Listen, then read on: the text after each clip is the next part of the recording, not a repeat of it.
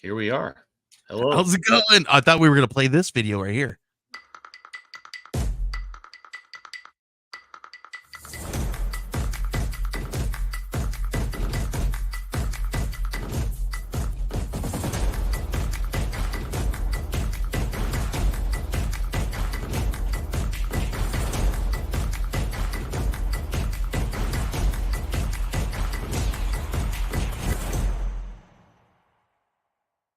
Welcome. Sorry, that's what happens when I give Ben the reins of the this whole I thought we were thing. going to talk about archetypes and then show them, but we could show them and then we could talk about it. Whatever I it think it is, works who both cares? ways. We're here now, right? We're here to talk to you guys a little bit about Archetypes, which is a magazine that we're going to be dropping here in mid February. What it is Ben, actually, if you have those up on queue as I talked about, we're going to show I you do. guys the cover. The cover is we're going to put that up here on the screen here now. This is our magazine. We're going to feature all kinds of really cool stuff, right? We're going to articles, tips and tricks of the trade. We're going to be talking to two creators that we're going to be featuring in the magazine today, which is Oneshi Press. And then we have, I don't know if we have the homage cover up on there.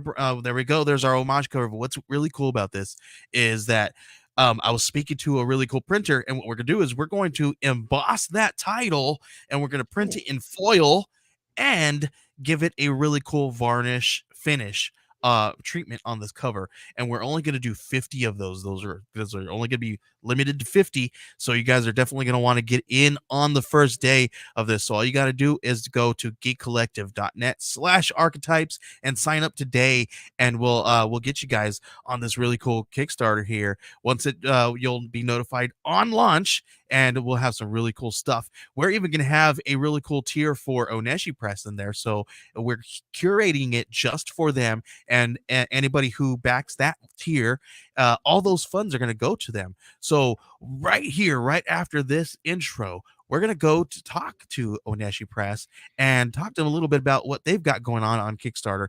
Ben, can you please play that intro? I would be delighted to.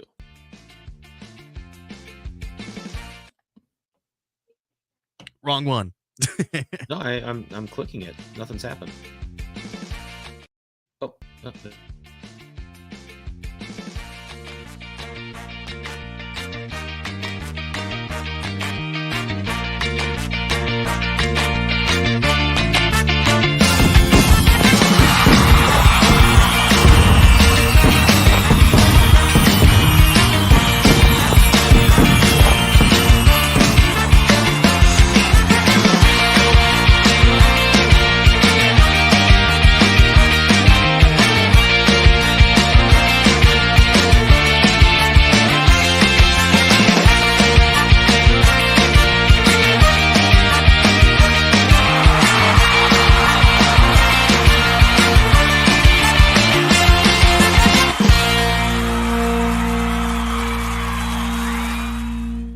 Welcome to Explain Yourself. Thank you guys for hanging out with me and Ben, and please welcome Lindsay and JL, Oneshi Press. How you guys doing?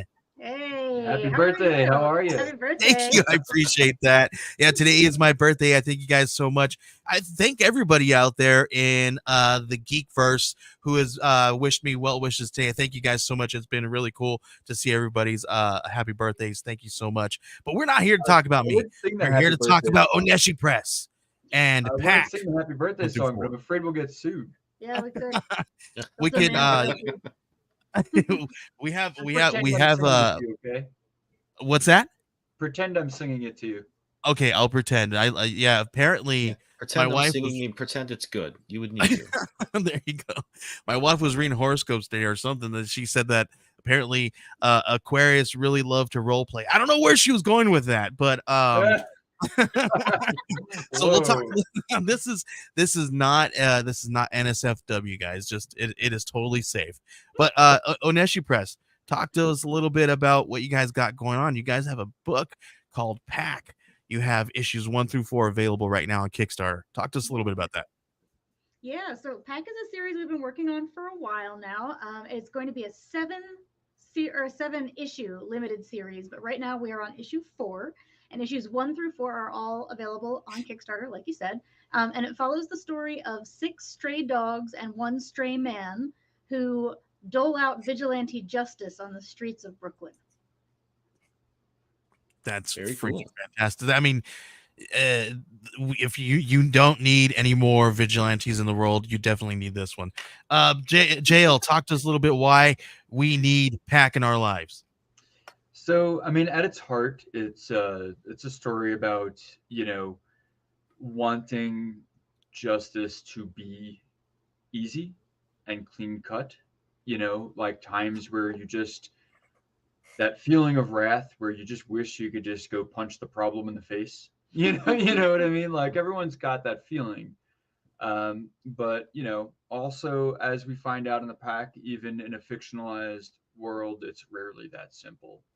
And we do have these vigilantes that are doing things their way and they're getting their feelings of justice, but the problems are a lot more complex and there's a lot more that needs to be done than can be solved by just punching a problem in the face. Um, Yeah, to the dogs, it's simple though. They're like, hey, that guy is mugging that person. I'm gonna go rip out his trachea. Like, let's do it. But the guy who's mugging the other person has a lot of his own problems, and so we kind of like we follow the problems from the street level upward to like kind of encompass the whole situation going on. and I mean, that's not to say that we make excuses for violent criminals. Like bad Yes, don't guys, mug people. bad guys are bad guys. Like, but some of the bad guys aren't getting their hands dirty. Is what we're saying. Like some of the bad guys are in City Hall. Um, so in that way, it's not so clean cut. Yeah. Thank you, Hey, White. all the birthday wishes are pouring in. I appreciate you guys doing that. Yeah. So, I want to talk to you because I was watching another stream, and you guys touched on it a little bit, but I wanted you to guys kind of dive into this a little bit more. How do you guys handle situations with the dogs, because dogs cannot communicate, right? How do you guys portray that already in a medium where it's really hard to portray some things when it comes to like real life, actions in the pages? So how do you guys handle something like that? I mean, for me, I think that's a challenge that I really love because I personally am pretty sensitive to like animals' facial expressions and body language when they're communicating. I listen well to animals.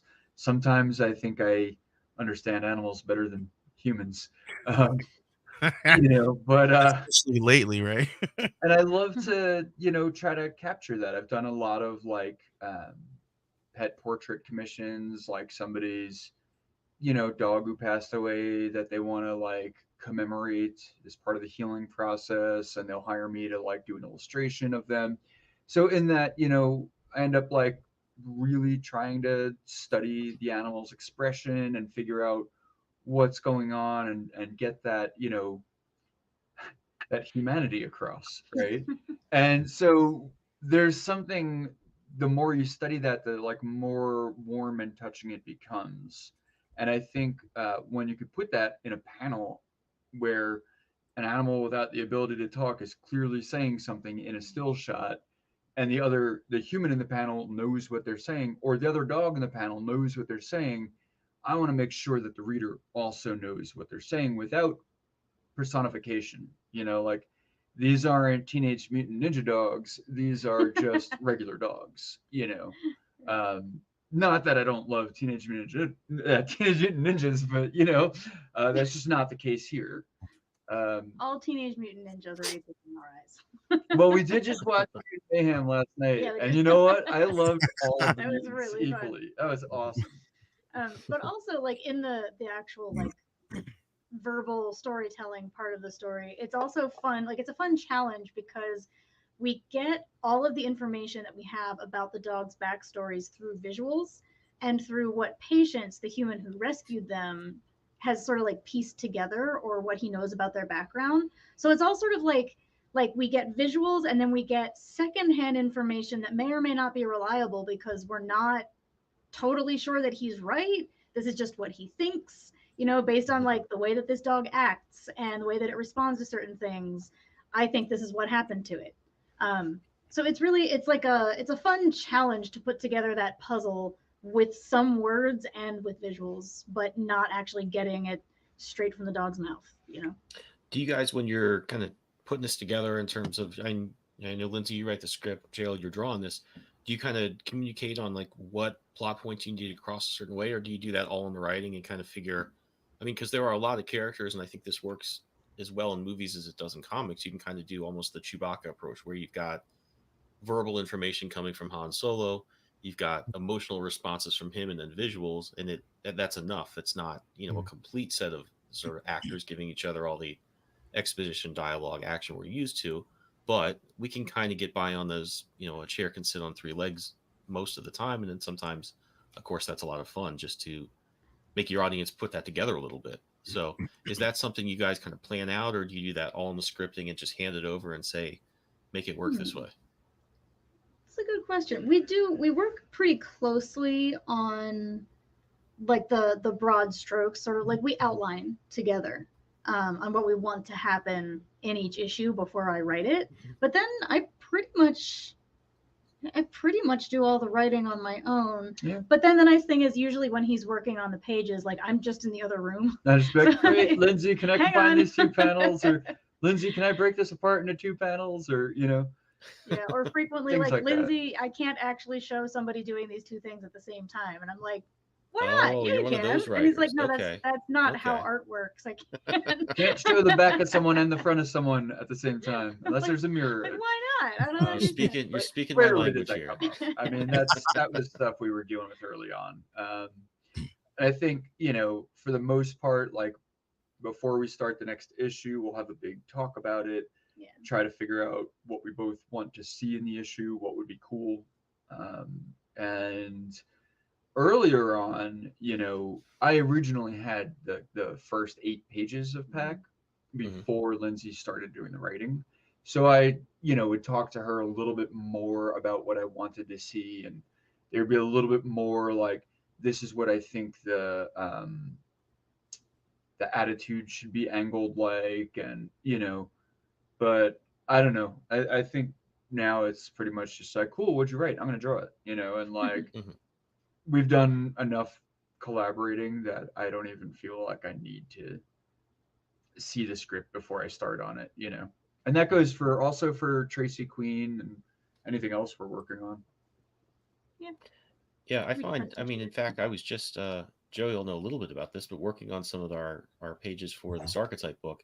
Yeah. And I had a plot point happening on like kind of the middle end of the story that it was kind of taking like 3 steps to get somewhere that probably could have been done in one. And I had a decent reason for doing it, but I kind of sat back after taking a few days away from it and said, this just doesn't look cool in comics. And I think there's a lot of times where you have to, maybe you don't know. In this case, I'm the writer and the artist, so I have, unfortunately, no one to blame, which would be my preference. But I said, actually, this is cool. It does reveal a little bit about this character and give us a little bit of extra suspense. But this type of motion and this complex kind of gears fitting together just doesn't look cool here. And you don't really know that sometimes until you're looking at the page and reading it in context of the other ones and say, yeah, that could be simpler. It doesn't provide enough value to have like 4 panels that are just not necessarily super clear. And I think that's when you're talking about, those things artists we run into where it's like you can't see the back of 2 people in front of this person and 3 people, or 3 things going on at the same time, unless that person is the Flash. That's, you got to kind of make those adjustments, and I'm always having to do that. So it's something that sounds like you're getting better at running into that and anticipating what the other person's going to bring to it as you're doing it, which is cool to hear. Especially that you say you drew a lot of this before the scripting, which is interesting. So, I mean, originally I was just going to write it, but I didn't have any writing experience or training. So I had started on it, and I had like the first 8 pages pretty much, written and drawn, but the writing part was a real slog for me. And, since then, I mean, I've taken writing coaching workshops with Lindsay, and, like I've read a lot more about it, and I've gained a lot of experience in writing. But at the time, I didn't know anything about like pacing or like, payoffs and things like that. I was just kind of like going, just like from start to whatever happens. And, you know, at that trajectory, I most certainly would have painted myself into a corner, you know. Hmm. And so it was really fortuitous to be able to hand over the writing part to Lindsay. Um, and well, and I mean, you got it. It's great. I think you're doing I a great feel job. like the story that you laid out in the first 8 pages was a very simple, like, bad person does bad things, Pack beats them up, Yep.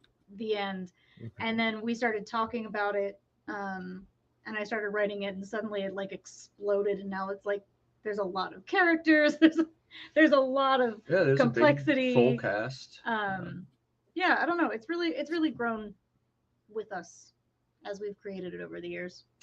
I think also like some things I do write on my own, um, and illustrate, and there's a few projects that I've been writing for years, and there's um, when I do like short comics for Children of Gaia, for example, that I know I'm going to be illustrating.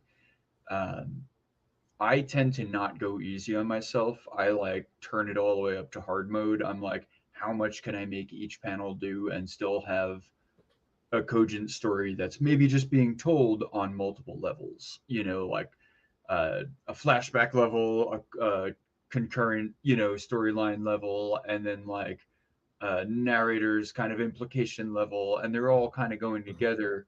And there's often a lot in each panel, but I try to like make sure it's simple enough that when you look at it, it's clear. You understand what I'm saying. Hmm. You don't. The audience doesn't have to know how complicated it was for the writer to put it together and the illustrator to make it work. You know, um, in having done that, where I really don't take it easy on myself, and coming back, I'm like, oh, Lindsay's really, making this pretty easy for me. Like, that's nice. You know what I mean? Like coming back to someone like when I write for other people, I tend to take it a lot easier on them than I would on myself. I don't know why. It's like a weird thing. I wonder, do you do that too, Ben? Like when you're writing for yourself, do you find that you're kind of It depends on kind of pushy? where what my I've done both. I think when I was first starting on Scarlet Twilight, I was really because I had no reputation really. I was just really going to throw these pages up online on Kickstarter and hope people were Sure. like responding to them. So I was really pushing myself to, all right, every picture that I'm going to do that's going to be on the campaign, especially, has got to be like pull out all the stops. If that means it's super complicated, so be it. But it was really about, I knew I had like 5 or 6 things I really wanted to push. And I kind of made sure those pages had those things, whether those be like Art Deco backgrounds or things that reminded you of certain other influences that I was really planning on saying, hey, if you love this, you're going to like that. So I was really pushing it in that direction. Lately, I've kind of been pushing. I've been really in like going back through my old Alex Toth Zorro comics and some of those old adventure stories that were really akin to like those old serials. Which, if you look at like the old Flash Gordon, Buck Rogers, things like that, they were really done on the cheap. They were done fast, and they have some flaws certainly, but there is something really cool in that energy. And I Mhm. was reading a quote from Steven Spielberg about Raiders of the Lost Ark. He said, "If I had as much money and time as I wanted to do that movie, it wouldn't have worked. It would have been too pretentious. So there's a lot of things I Mhm. had to just Mhm. be like, let's just get it done, make sure it makes sense, get to the next thing." But it had that energy, and I think that is something in that movie that really cool. Is really cool. So when I've been sitting down and doing the story for archetypes, I've kind of been pushing myself to, all right, do this simpler, do this quicker, do it in a style that you can do faster. Um, Mhm. and while I was kind of just thinking to myself, if it looks too unpolished, I'll go back and do something else. I mean, I can redraw it if I need to. But I found that it gives you a little bit of that energy. And I also find that the simpler you make things, the more of that like comic book feel it has sometimes. Yeah. If you go in there and you reference everything and you make it super detailed, sometimes I found it just doesn't have that like comic book feel. It feels like kind of a little bit like concept art put into comic panels sometimes. Yeah. And so I've kind of, that's been a really happy discovery. Nice. as Yeah, I've been doing I that, think I feel the same feeling way. good. I think you have to kind of like find that medium, right? When the and you can always see that like that moment when something comes together, you it just feels right. Like you could start something, have like so much going on the page, and you're just like that just doesn't look right, right? That Yeah. just like looks like it's crowded. There's too much. I don't know what's going on. Yeah, because it's some of the stuff that I do it like on the advertising stuff, and you kind of do that, Ben, with your Mhm. day job and stuff, and just putting too much information on some of these infographics, right? Sometimes it kind of you're like, okay, what can I do to simplify this, Mhm. or just kind of like just kind of take some of the crowded space out a little bit, and how do I make it look like I still have everything there that I need, but still look like still kind of make sure that it is executed in the correct way, right? So how do you find that medium? And I think you guys are kind of talking a little bit about how you just kind of mesh, especially when it comes to a writer and an artist who has worked together. You guys come together, you guys find this way of you guys got to kind of hash it out a little bit and figure out your way to kind of knit together, I guess. I don't know how I'm trying to say that, but um I feel like just simplifying things a little bit more. I think it's good to kind of start out and have more because you can always take things away, right? Especially in the Mhm. digital age with Well, working yeah, you're talking digitally. about the editing process, right? Yeah. So you want to do that. I feel like with writing, Yeah. writing more and then subtracting is one thing, but the thing with illustrating is it takes so long that you don't really want to have to edit out illustrations if you can help it. You really want to have that like to a place where I think by the time you're in that stage, it's already the editing is done. Um, but in terms of like figuring out working together, I mean that I think is just trial and error, you know. But it's also the trial and error of learning how to work with others because I feel like I'm in a place now where I can work with another writer or another illustrator and usually have pretty good synergy and be able to like, have a couple of heart to hearts about it, get on the same page, and then go. But I think it's the appreciation and respect for the heart to heart, like what you want to get out of something and listening to what someone else wants to get out of something um, can really make a big difference in your ability to work together, I think. Yeah. Yeah, and just being able, like, being willing and able to hear feedback is like it sounds like it should be the simplest thing, but for a lot of creative people it is not so simple. It can be really hard to take feedback in stride. So yeah, we had to really, I don't know, we had to work with each other to figure that one out Yeah. from the get-go. Let's take us through the Kickstarter here a little bit. Ooh, all right. Well, so at the top, we've got our video. I don't know if we've got time to watch a 2.5 minute video, but we're pretty proud of this one. Yeah, so those of you, if you guys want to take some time to take a look at this video, they do a really good job at listen, they actually memorize their lines. I don't know if I can do anything like that. So I just have Ben like make an infographic video and I'm like, cool, we're good. Because I don't know if I can memorize lines anymore. I used to do a good job, but I can't do it anymore. So kudos to you guys. But they do a really great job with these videos. So it's definitely time to like worth a watch. So head on over there to kickstarter.oneshipress.com and you guys can check that out now. But Yeah, please and if tell you us I like what will, the video, stick around to the end because the bloopers are worth it. and the bloopers also do, betray the fact that we don't actually perfectly memorize the lines. We try. We do a good job, but I mean, you'll see. There's bloopers. It's fun. the It's fun. beauty of editing, right? Yeah, exactly. uh, so yeah, are you gonna? Should we scroll down a little bit? What are we looking Yeah, at? so I tell think us a the little bit about what you guys are offering everybody here. You guys got yeah. some really cool stuff. You have pack 1 through 4 that you guys are offering. Mhm. And So this you guys can anybody who has a buck can definitely put a dollar on this thing. Like sometimes a share even goes a lot further Oh than a yeah, dollar can. absolutely. So And if you do want to put down a buck or however many bucks, know that we plant a tree for every single backer on every campaign that we do. So At any level. at any level, you will get a tree planted in your honor. We have an ongoing partnership with onetreeplanted.org, which is a global reforestation project. So every time we run a Kickstarter, we plant a bunch of trees to, give back to the trees that give so much to us in the form of books. and then you can brag and say that you do the whole offset thing, right? And say that you're trendy. Mm-hmm. Yeah. Yeah. And we do also offset all of our carbon emissions. We're kind of big into all of that. So, but yeah, so anytime that you get a book from Oneshi Press, you will know that it has been like printed on sustainably sourced paper, usually using like non-toxic vegetable-based dyes and inks and all of the good stuff.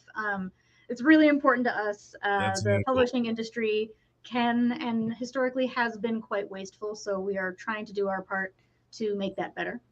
And so, yeah, like Joey said, we have all 4 issues so far of this series on offer. You can get them all in print or digital.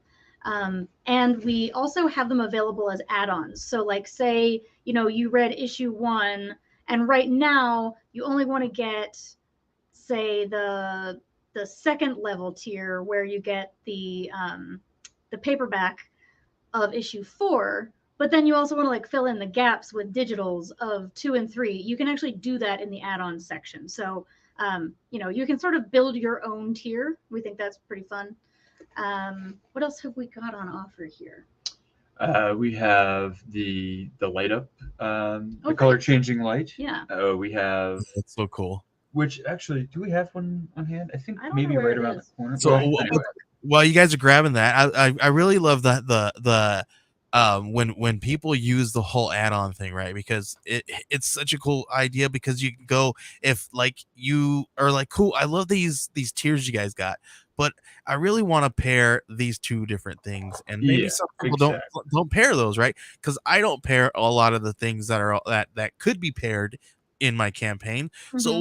what can you do is you can go and grab one thing, and then you can make a pairing of your own. So it's really cool to kind of check out everything on the site and check out all the add-ons, so that you guys can always make sure that you guys are getting what you want. Yeah, Yeah. and we're going to be unlocking more add-ons as well, so we'll yeah, the make campaign goes. more announcements about that. So hopefully Very that'll cool.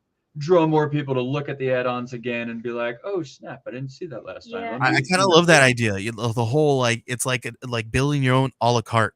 Like, it's really cool. Right. And I think like it's really nice too, because we don't want to have a million different tiers. We don't want to like overwhelm people with too many different options. So having add-ons as an a la carte option really like helps people personalize their experience, if you will. And And here's the JL color is holding right. up a really cool what is that? Is that acrylic? Yeah, it's acrylic, laser etched. Let's see if I can get it in focus where it's not Right? reflecting my computer And screen. There you it's go. all, There we go. Almost it is perfect. Nope, nope. the Well, anyway. paw logo of pack. Yeah, So that's the pack paw pack logo. print. There we Very go. cool, very cool. And what size would you say that was? Like maybe 6 to 8 inches? It's about 7 inches across. Yeah. 7 Or inches. something Oh, like 7. that. Yeah. That's actually a really good, nice size. Like, Yeah, that's one of it's those not things that tiny, streamers.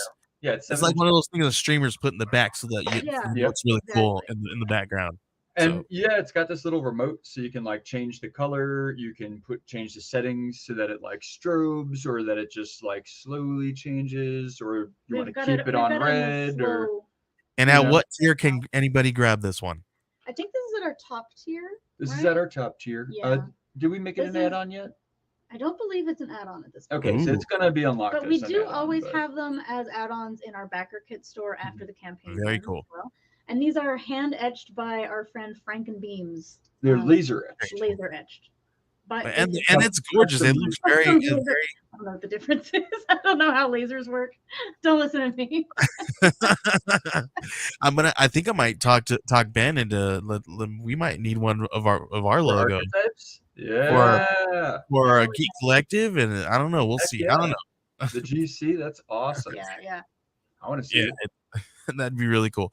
Very, very cool. I love that you guys do these things. You guys are also offering because you guys' character, the main character, has a really cool vigilante mask, right? Oh yeah. And you guys So are putting some really cool printouts. If people get some of those, right? They can yeah, so what it for the is, cosplayers. it's like a template, Mhm. right? So you can make your own, which I've done. I don't know if you could see that. Yeah. Ben, have you done So these before? No, never done those and before. this Yeah. is the Mask of Patience. And basically, this one is on cardboard, but you can print out the template and trace it onto any material you'd like and paint it or not, or, Yeah, you can put it on like EVA foam or plastic or, we're strongly encouraging people to cosplay as patients. Yeah, I definitely want to see some photos of people cosplaying as Yeah, patients. Ben, on camera that looks like it's made out of like a thin metal. Like it really yeah, has that. it Mhm. does. Um, The way you painted it, oh, it does. It really looks like it was out of like some really like a weathered metal. Mhm. Yeah, Very cool. Yeah, thanks. man. cool. I had a lot Ben, of fun. we know what Ben's gonna be cosplaying for this year, guys. Nice. We'll That'll be see. awesome. Very cool. And tell us a little bit about Tarmux. Oh And boy. oh boy, What is Yeah, Tarmux? so Because Tarmux is a big, huge part of Pack, right? yes, Tarmux is one of the most frequently seen locations in PAX. So wait, there we go. Okay. we knew that early on we wanted the series to show sort of the gentrification process in Brooklyn that was happening while we were living there. And part of that is, corporate coffee chains taking over where there used to be bodegas and mom and pop shops. And so we wanted to have a corporate coffee chain that would be reminiscent of a certain corporate coffee chain that people may recognize from the real world. And so we decided we would take a certain very familiar coffee logo and Yeah. make it even more evil. And what would be more evil looking? Clearly Cthulhu. We all know which coffee chain we're talking about. The one that Yes, is I on think we're all on the every. same page Yeah, we don't here. need to say it. We Um, don't need to spell it out. so we That's enough. we made this coffee chain a setting in the book where Patience, the vigilante, meets up with James, who is a rookie police officer who is kind of sympathetic with what Patience and the dogs are doing. Um, and so it became like a regular thing. And then over time, it spread into the Tracy Queen series that we do, the Mr. Park Tracy series that we becomes do. completely addicted with it. And it started to become its own entity. So we had the cups made to actually look like the cups that you see them drinking out of. And I have one. Mine's downstairs. It's being washed because I use it every day for coffee. Like Yay! I even have. Listen, I still have my coffee. The moment that I ordered my coffee from you guys, because they also offer coffee from this for this. Well, it's really cool because I love. They're one of the only creative teams that I know that has brought in a brand from their comic book world and brought it into our world with items that we can actually purchase. And I've got some coffee. I listen. My wife keeps telling me, she's like, we have this coffee. Why won't you open it? And I'm just like, Oh no. it's freaking cool. It's in my freezer, so it's good. It's We still need to send you another one to save and one to drink. Yeah. because I'm that person, right? Yep. Listen, I'm an Aquarius. I got a little bit of a hoarding tendency, so I think you mean a collecting tendency. that's why. Listen, I have a T-shirt that says it's not hoarding if it's comic books. But so I have a quick question before we move on from the locations and the coffee and whatnot. So this looks very familiar to me, and you said you lived in Brooklyn for a bit. What part of town is this? The JMZ Myrtle Broadway stop. in Oh, Bushwick. okay. All right, Yeah. cool. Yeah, we modeled it after a very specific. I don't even know if I would call that a bodega. It's more of a It was a market. grocery. Yeah. Mhm. That we went to a lot because we had a friend who lived right by there. So yeah, Mhm. this scene Okay. right here. So we have in issue 4. There's the tension between sort of the mom and pop shops, the people who have lived there for years, and the people who are moving in, and the corporate chains that are moving in is really highlighted. And so this scene that is up on the screen right now takes place in like a groceria where the people that are working there live in the neighborhood, and the people who live in the neighborhood go there for their coffee. And then we also see these like, you know, these hipsters that are like, oh yeah, I come here because it's like totally local flavor. And we're kind of making fun of them, but it's also like, yeah, this is how the neighborhood was when we moved out of it, when we were Mhm. living in Brooklyn, and we moved out of Brooklyn about 8 years ago. Oh, wow. But you know, Okay. the process has continued, and the part of the neighborhood that we lived in is so fancy now compared to when we lived there. Wow. Um, so we worked a lot of that into the book, and you know, Tarmux is just one part of that process. So, Yeah. but I will say that the coffee, which you can get on the campaign, it's all add-ons. So you can get the Tarmux bundle in 3 different sizes, which are also the sizes of Tarmux drinks on their menu. You can get Wimpy, Huge, or Fuerte. They come with the coffee, and some, what else do we have in there? Stickers, Very the cool. little comic that we made about it, the cup, an enamel pin of the logo. And I want to point out that the coffee in the story, Tarmuk serves not so great coffee, but in real life, the coffee that we had made is really good. So get yourself a few packets. It's actually, it's from a family-owned farm in Honduras. It's direct trade with the farm, so there's no That's like very corporate middleman. yeah. And the coffee itself is fertilized and pollinated by bats that live on the farm, and they're very sensitive to chemicals, so they don't use any of like the standard like pesticides and Yeah. herbicides and stuff like that, because if they did, it would kill the bats and then there wouldn't be any coffee. But also it helps keeps the bats in the area alive, so it's like helping the bats and bees, local bees. That's very um, cool. You're welcome. and yeah, it's really cool. It's right on brand, Yeah, and I want it's to talk a right little bit there. more about that here, guys, because it sounds like we're going to talk a whole lot about marketing because I feel the conversation shifting to Ah, marketing.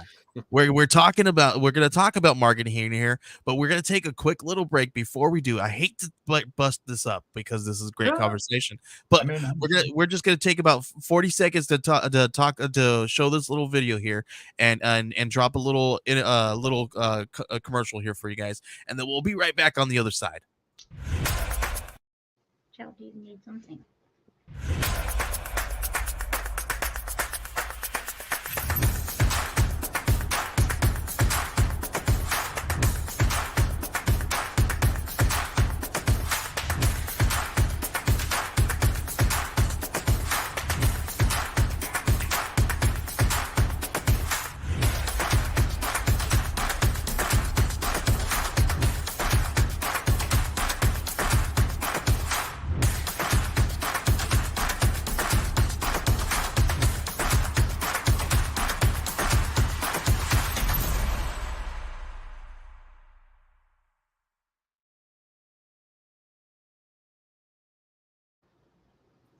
Fantastic. Thank you guys for hanging out with us and allowing us to take that quick break. If you guys are watching here on YouTube, we want you guys to make sure you guys are checking out Attic Door Media. They have a Kickstarter they're going to be launching here in February. All you got to do is head on over to geekcollective.com or geekcollective.net. See, look, I'm already messing up. geekcollective.net/ADM. So all you got to do is hit that and hit notify me on launch, and we'll check make sure you guys are doing that so that they will notify you as that goes live. Really cool stuff. It follows the Chimerian verse, which is their own kind of superhero universe, but with the twist because everybody in the world has powers and they all just kind of have mundane lives riding the subway, and it's just all kinds of crazy fun hijinks that happens. But we follow one character who has a really great heart and wants to help kids and stuff. So we're gonna follow her and see what goes on with her and all that really cool stuff. They got issue 3 dropping here in February, so make sure you guys are checking that out. We're going to talk a little bit about you guys here. We have Oneshi Press. We're going to talk to you guys a little bit more about marketing.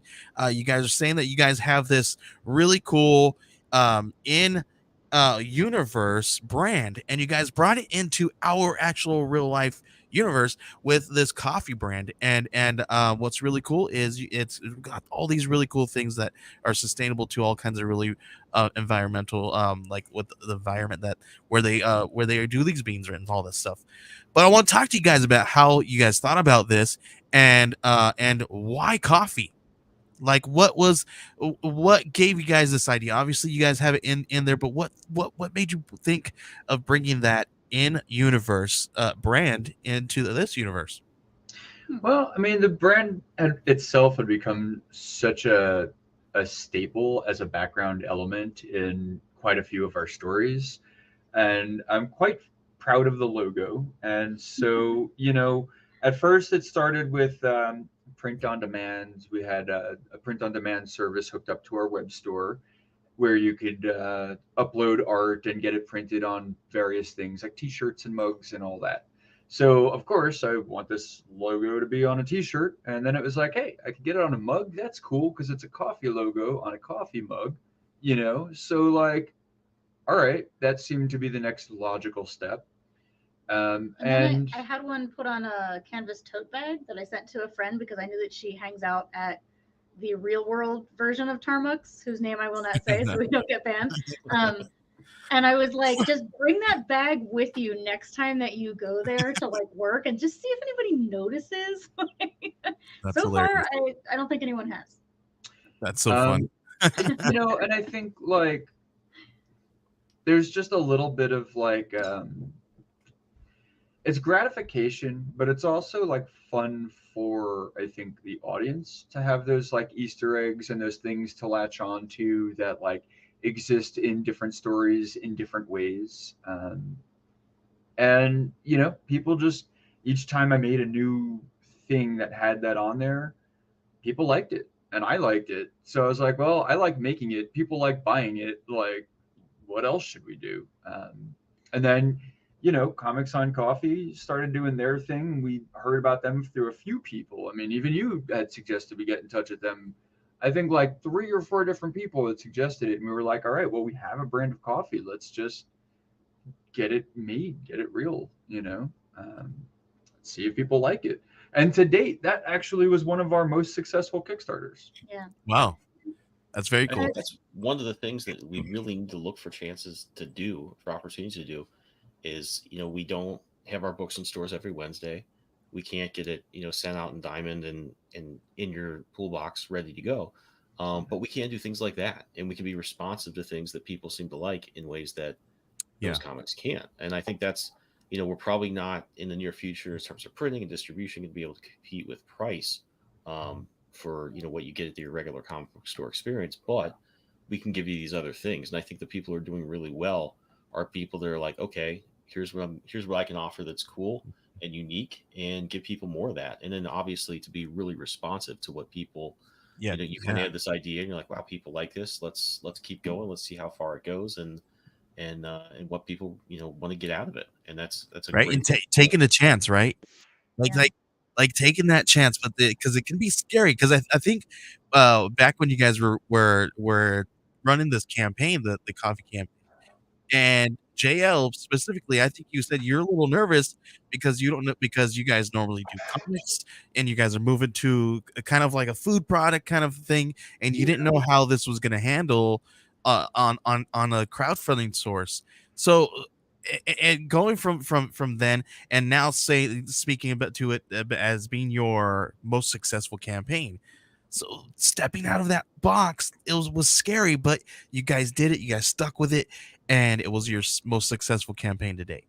Like, how crazy is that? So tell me a little bit about how that process, number one, and how you guys are going to try to duplicate that with each and every campaign going forward. Hmm. Well, that's the Well, trick, I mean, right? the thing is, with experiments, it's like sometimes you win big, sometimes you fall on your face. So we've done a few experiments that really just barely funded, you know. And so I think what we've realized is we need to do like at least, you know, maybe like 3 solid campaigns that we know what we're what we're doing for something we've done before, for like ongoing series and things like that, in between, like for every one completely experimental campaign. Yeah. Like maybe even more like 4 or 5, like almost sure bet campaigns for every one really experimental campaign. But on the really experimental campaigns, the thing is, I think it's easier as long as you make it easy for other people to collaborate with you. It's easier to get people to collaborate on something where they're like, okay, so you're telling me you're running this campaign. All I have to do is let you use my licensing and I either make money or don't. Sure. You know what I mean? Like, it's interesting. It's different. What do I have to lose? That was the answer that we heard from Tyler James, from Russell Nolte, um, from who else do we work with on that campaign? That was pretty much it, right? There's a few other. Oh yeah, I guess I'm thinking of other campaigns where we worked with other people. But I mean, still, like then they brought in huge audiences because their audiences are already huge. And the thing is, if it was less of an experiment, they might have been like, "Hey guys, sorry, I don't have time. Like I can't work with you on something." But they were just like, "Huh, like that's so different. We have to see how this goes. Let's try it." Um, and I think there's something to be said about that. But for sure, we didn't know how it was going to go either, and we could have, put a lot of time and effort and money into something that just tanked. You know what I mean? So we can't do that very often, but we certainly want to do that every now and then. Yeah. You know. Yeah. But putting something out, publishing period, it's always a question mark. You can never be certain what's going to happen. And that's one of the great things about crowdfunding, and specifically with Kickstarter, is, if you don't fund, you don't make the thing. And so you're really like, rather than doing what like traditional publishing does, which is, we've got all this money, we're going to bet some of it on this project and this project and this project and see what happens. Crowdfunding allows you to find out if your audience wants this thing before you're expected to make it. So it's always a bit of a gamble of time and resources, but it's also, I don't know, a safer way of doing business. Certainly when it comes to experimental Certainly stuff. for the individual creator. Yeah. Yeah, I mean, especially if you're an artist, it takes so long to draw these things. Yeah. You do need to have an idea of what you're getting into, and then not sort of be on the hook to do 4 issues of something, and you made $600 or something. Like you can't Right. do that. And I think that's one of the things. Certainly a case to be made for getting your book done beforehand and being able to just build up credibility with backers, knowing they're going to get stuff quickly. But I think especially if you're going to be drawing stuff and you're going to be able to take the chances that you probably need to do to make a product that's competitive with the experience you're going to get from reading your favorite characters you've read for years, that requires taking some chances. I mean, you need to come up with something that's a little bit familiar, a little bit different. It's always Yeah. going to be a bit of a roll of the dice, no matter how intelligently you approach it. So I think that's something when I've seen people say, no, all these books should be done beforehand. And I'm like, well, that's cool for a writer, but for an artist, I mean, that's you got to protect yourself a little bit. And I think that's a good way to do For it. sure. Yeah, that's fair. That's a good point. Yeah. I Go ahead. Well, just real quick, I was just gonna say, I think the thing about like whether or not what you're doing is different or familiar, it's tricky because one thing I do notice is people like the marketing works better when it's something that is familiar that you can say, oh, if you like this and this, you'll love this. Like if you love Wolverine and Raphael, you're gonna love this character. Like, sure, people will go, oh yeah, I love those two things. I should check out this character. And that's like foot in the door, right? It's good to get people's foot in the door with the familiarity. But then once they've read the book, if the whole thing is just familiar and feels, like, I don't want to say like copying, but you know what I mean? Like a little like overly inspired by other things. It can sometimes just leave people going, why did I just spend money on this thing that I already have 12 issues of from the big two, or like, you know what I mean? Like you don't want it to be too, repetitive, Yeah, formulaic. formulaic. You know, It's got to have a reason, I think, expected. creatively for being done. I mean, it's not if you really like Spider-Man and you make a Spider-Man character, and your real selling point, honestly, is well, yeah, it's now my turn to do Spider-Man, but kind of different. That's probably that might be really fun to do, but I don't know that as a reader you're going to get a lot of value from that. And I think that Yeah, the really good stuff is like when you're saying combining Wolverine and Raphael is, they're like, oh, the cool guy.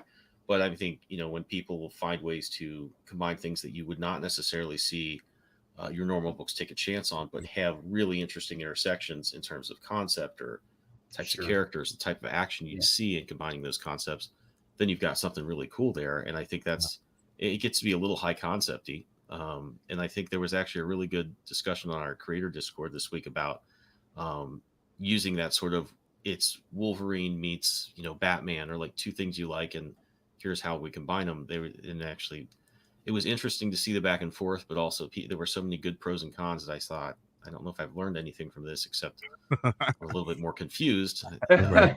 Yeah. Whether it's But that happens though. That happens so sometimes, right? And, Yeah. and what I think I hear you guys saying here is right, creating relationships and to be able to bounce things off of people who may have experienced something like that, or somebody who has a little bit more knowledge or a little bit more time within the industry that you may have, right, to kind of bounce things off of, right, and see how they feel or see what kind of trends they see going on when you have these ideas, like you guys said. You bounced off of several different people who were doing things, and they were like, wait, that could be an actually really good idea, let's run with that. And then maybe there's something that is a little bit more mundane where they probably were like, yeah, you're just doing another comic book, we'll be back when you do have another great idea. But Well, but being able to have those people to bounce off of, and like the creator discords and the podcaster and the many different people that we can talk to and say, hey, what do you think? Does this work? Do you feel how because it's outside of yourselves sometimes, and it's better to go and kind of get a different perspective. Yeah. I mean, and I think like I guess the word that I was looking for is derivative. You know, like Yeah. you want to be able to be like, hey, what do you think about something that is kind of like a combination of these two things? And yeah, somebody might be like, I would read that. That sounds awesome. But if then they go and read it, they're like, your execution sucked. This is totally derivative.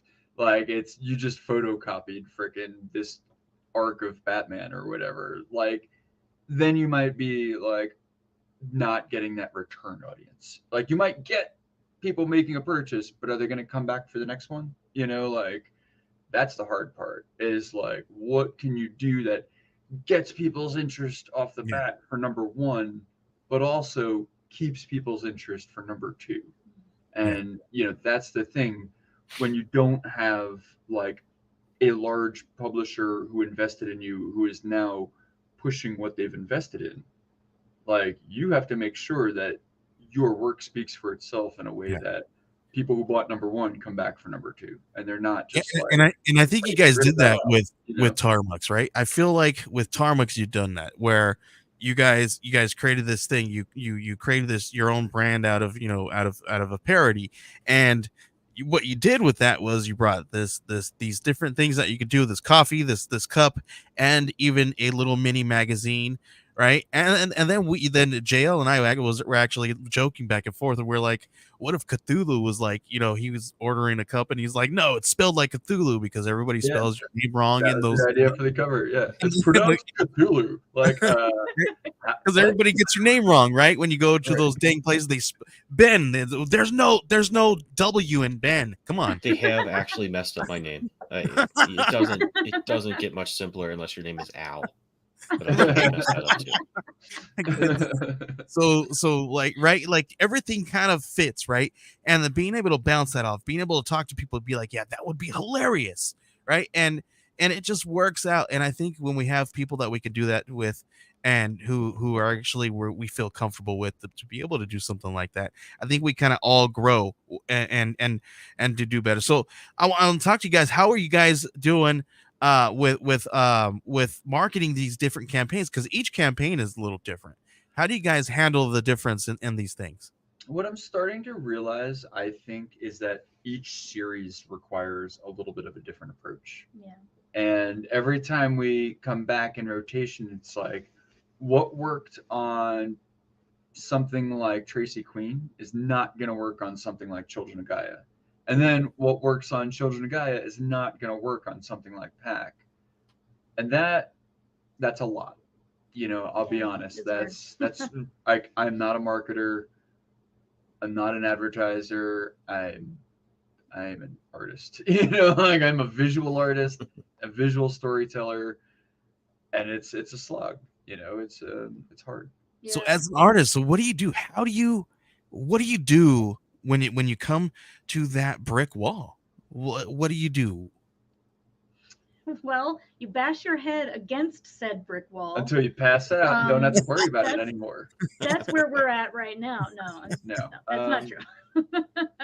I think we all kind of hit that brick wall every once in a while. Yeah, Yeah, we're all familiar no stranger to with the the brick brick wall. wall. I think the one advantage that I have directly as a creator when it comes to those brick walls is I can be like, okay, I need something else that's going to grab people's attention.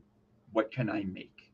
I don't have to hire someone. I don't have to be like, ah, damn it. If I want to do pinups, I got to hire someone to draw them. I could just draw a pinup and include it. See if that works. I can draw this other thing and include it. See if that works. I can offer commissions. Yeah, I can. There's a lot of things that yeah. If you're a I creative can person, do find a myself. way that you can do it yourself is Yeah. definitely a better. So Yeah, that's a little bit of an advantage, but there's also disadvantages in that because I can end up, biting off quite a bit to chew, in a way that maybe if I didn't have the advantage of being able to do it myself, I might be a little smarter about it. And after several years of doing this, I've learned to like pull my guns a little and not offer my kitchen sink to people. You know what I mean? Like, well, I can speak to that a little bit. Being in charge of archetypes right now, um, I've had to strategically think about things because I'm not a writer and I'm not an artist. I mean, right? Everybody can do those things, but it takes skill to work at it and be good at it. So, I haven't done any printed it or I mean published anything, right? So it's it for me. I have to think of things a little bit different because now I have to when I was like, okay, this would be really cool. I need a really cool cover, but I can't really outsource, right? But thank God I have Ben that I can do that, and we work together so well that we have an understanding. We can do these work together this way.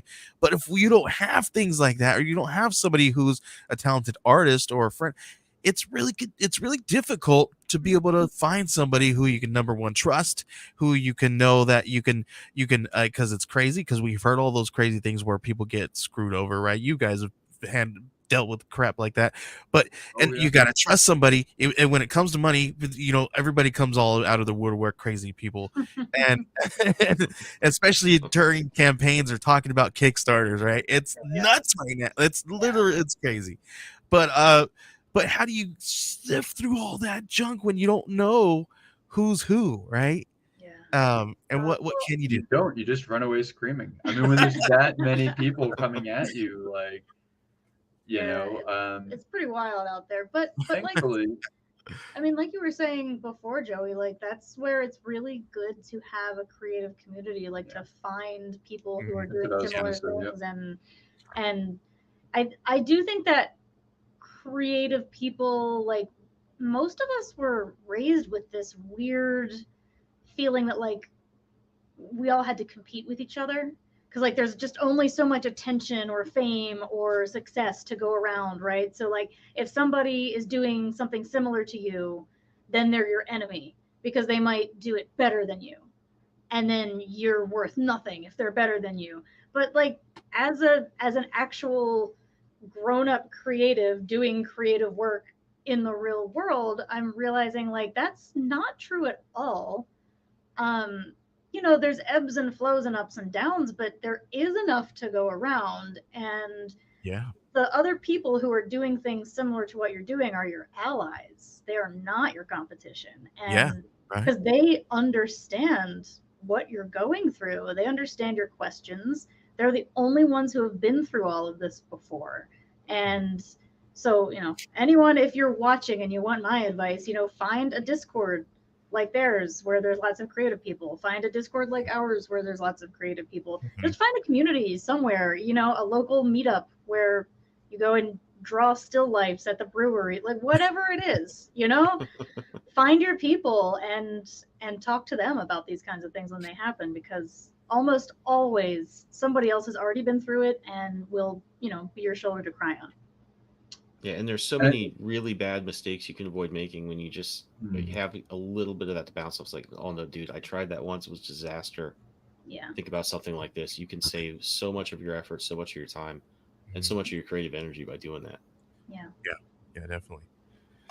No, Totally. I Well, think also what you were saying before, Joey, like having people around to ask and bounce things off of. I think live streaming on Twitch. I mean, you're in my Twitch live stream often yeah, enough. Like you see yeah. it. I think a lot of stuff develops there. Mhm. I can, while I'm drawing, I can ask for feedback from any number of people that are watching and hanging out. And, and even if I don't ask for feedback, I see when people get excited when I Yeah. do Mhm. something. I see what gets people going, like, oh, that's cool, or oh, I love that panel. So I'm constantly getting like bits of like, oh, maybe I should do more things like that, or this one's not getting any response. Maybe I should do less of that. Mhm. Um, and so Yeah. it's just constant like guidance. Even when people don't Yeah. mean I to love it. be, people just genuinely react Yeah. excited about something. And if I'm not getting that genuine excited reaction, that's Yeah. feedback. You know. Yeah. Mhm. True. So, kids, the word of this week is community. Find your community, and make sure that you guys are contributing to that community. And I guarantee you guys, they will always have your back. Because listen, I think I even workshopped this whole archetypes magazine idea in your stream, JL, and Yeah. everybody was like, "Yeah, that would actually be cool." Yeah, and what's funny about that is sometimes that's what sparks, right? Because you kind of workshop something to say, hey guys, would you guys, are you guys hungry for this, right? And people are like, yeah, maybe I could eat what you got, right? So Yeah. Yeah. it's like it's so you just gotta just be brave and just kind of sometimes toss it out there a little bit, say this is what I got. Here's the spread. Let me know if you guys like it, right? So it's just kind of just it's a little scary, a little daunting, but you just got to do it. Once you get out there, you'll get a little bit more comfortable. It's a little bit easier more and more you do it. We're rounding the end of the show here. We want to give you guys one quick last minute to give us like a quick pitch of pack 1 through 4 and the Kickstarter. Drop all those really cool links. Let everybody know where they can find this thing, how they can find it, where they can find you guys, please. Do you love dogs and justice? Then you will love Pack. that's There you our go. that's our elevator pitch. Love it. I love it. I always No. love asking that because it's one of those things, right? Because you got to have one of those quick pitches when you're in like a con because people Mhm. move fast, right? And Yep. it's one of those things. And Kickstarter's our own. It's a digital converse, man. Like seriously, you got to move quick. You got to have those things. They give us these small amount of characters to write these blurbs Yeah. in, like so you got to be quick and on your toes. And so I love that. Love that. Please let everybody know where they can find you guys. Well, for now, you can find us. Well, actually, always. We always update the link to go to whatever our latest project is. Kickstarter.oneshipress.com. That will always go to whatever our latest Kickstarter is. You can find us also at oneshipress.com, our website, oneshipress.com. And we're all over the socials. All at Oneshi Press. Yeah. Yeah. Very That's cool. us. And make sure you guys are signing up for their email list because they got some really cool stuff. They drop freebies. They drop Always. all kinds of goodness. So do that. Ben, well, we're gonna tell you. I know you got something that's coming up here. Where this is gonna be. I don't know if you guys could stick around. We're gonna take just like 2 to 3 minutes to talk about what we got going on, and then we're gonna head out here. But if you guys could stick around, that'd be awesome. But if you guys got go, we know. Ben. What do you got going on, man? I know you got something really fun for everybody to check out. We do. So you can see the first part of this in archetypes, first part of a story that leads into this. But what I'm working on for this year is called Cobalt Crisis. It is basically it's a continuation of We Are Scarlet Twilight, and it's a combination of if you got something like uh, Crisis on Infinite Earths or Secret Wars, but it was made in the 1940s. Gives you all that golden age pulp style, in addition to your epic, world-shattering sort of crossover stuff. So if you're into any of that stuff, you also love the atmosphere of the old pulps, the old Flash Gordon, the old Batman comics. I think you are really going to dig this one. It's got all of that. It's got some great surprises and some awesome adventure. You can check that out on Zoop, and we're also going to do a sort of preview lead-in book in addition to what you can see in Archetypes on Kickstarter probably in March. Very, Wow. very cool. So yeah, it's Cool. it's really cool. One of the actual reasons why I kind of created archetypes was because Ben was talking about this, and then we talked about it. He's like, "Yeah, I could totally do like a lead up to this. It would be perfect." I was already thinking of doing something like that, so we kind of ran with it, workshopped it around, and I saw that people were actually kind of cool with the wanting something like this. So we added some really cool articles, some interviews. We got people talking about tips and tricks of the trades, to giving us some writing tips, walking you through all the entire first draft, getting you to your first draft of your script. So we're going to be walking through. So if people out there that want to learn how to write a comic book, this should be able to help you get you there and kind of take a little bit of that daunting, scary thing out of it. Because when I was starting to wanting to learn how to write, it was really hard to find like resources and find like what does a script look like, or how can I create a first draft. So things like that. So we're gonna have one of our creative friends, Adriano, who was the creator of Pesto Comics. He's got a bunch of really cool lines out there, pestocomics.com. He's gonna tell us a little bit, but he does some really cool stuff on on Twitter, where he does a daily affirmation things where he talks about like writing tips that he does every single day that he uses every day. It's kind of like he writes in his journal and stuff like that so that he can be a better writer, helps him kind of increase his skills, doing something repetitive every single day. So I love that he did that, and I asked him to do an article for us, and he's going to do that for us. So very Cool. cool. We have some friends over at the Geek Network. They interviewed Drew Zucker and David Boer talking about Kanto, going over to I believe it's moving from Image to Dark Horse now, right? So we're going to be talking. They're talking about that. There's an interview there. And what's cool is Lindsay has a little bit of a hand in this. We've asked her to handle the editing for us, and she accepted. So we're she's going to be editing this work for us. So very, very cool. Thank you, Lindsay. We appreciate you. Oh But yeah. Gotta make be sure you fun. guys are checking this out. You head on over to getcollective.net/archetypes. It goes live mid February. And yes, I'm sorry, and Lindsay, I didn't mean to cut you off there, but Oh, thank you I so. just said it's gonna be fun. Don't worry about it. Yeah, excellent. And Lindsay, please let everybody know your credentials. You have some really amazing credentials that you don't normally talk about, but people need to know about. Please let them know your credentials and all the cool stuff You you got do. a half an hour Yeah. while she reads off her I'm CV. blown away, dude. It's freaking awesome. I'm the editor in chief at Oneshi Press and also one of the co-founders. And I have written issues 1 through 4 of Pack, issues 1 through 4 of Tracy Queen. I also write a novella collection called Tales from Existentia. I have an award-winning memoir out called Watching Porn, which is a whole other previous chapter of my life condensed into a book. Um, and during the day, I am a production editor for Penguin Random House, the Berkeley imprint, which is the paperback genre fiction part of the Penguin Random House publishing machine. Super fun. And I also do freelance editorial work for DC Comics, IDW, and Clover Press. So I have my fingers in pretty much every pie that I possibly can. And I enjoy it. It's good Yeah, times. very fun, and we are super honored to have you be a part of Archetypes. You are definitely going to be elevating this thing, seriously. You guys, but you guys can also make sure you guys are checking out Archetypes, because we're gonna have an actual. Me and Ben are actually gonna sit down, and we're gonna put our ties on, and we're actually gonna be a little bit more formal. We're gonna talk to Oneshi Press, and we're gonna ask them to explain themselves and tell us a little bit more about Oneshi Press and world building, and how the heck does somebody go from just a thought to having this whole freaking world of fantastic stories. So that's all going to be inside Archetypes. We're going to do a video, an audio, and print version of that interview for you guys. So this thing is going to be freaking off the chain. I'm serious. I don't know if people still say that. I'm probably too old. But I remember. I remember when people used to say off the chain. Well, thank you guys for hanging out with me and Ben.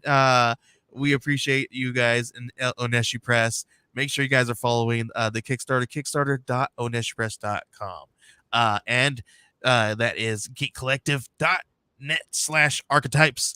That will let you know when we go live. You're going to want to make sure you goes live because we have a Wizard homage by Benjamin W. Morse. It's going to have an embossed title and a really cool finish. It's got foil printed and a varnish finish treatment. Like, you guys are going to be blown away by this. It's gorgeous. So you guys are only 50 available. Only 50 available. So it's gonna be hot. So check that out. Thank you guys so much. Ben, please play that outro.